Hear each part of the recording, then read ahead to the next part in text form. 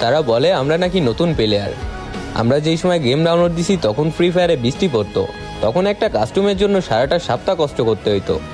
সেই কি তোমাদের মনে আছে পিকের ছাদের কথা, বা ফ্যাক্টরির সেই ফিস্ট ফাইটের কথা? এখন হয়তো বা এরা নতুন শুনতেছো তোমরা। হ্যাঁ, তোমরা নতুনই শুনবা, কারণ নতুন প্লেয়ার যারা আসো তাদের এই সম্পর্কে কোনো ধারণাই নাই। একটা সময় ছিল আমরা বিমা শক্তির ওই টাওয়ারের উপর র্যাঙ্ক পুশ করতাম, আর এখন দেখো র্যাঙ্ক পুশ নিয়ে কারোর মাথা ব্যথা নেই। সবাই প্রো প্লেয়ার, সবাইরে কাস্টমে চ্যালেঞ্জ দিয়ে দিতে পারে।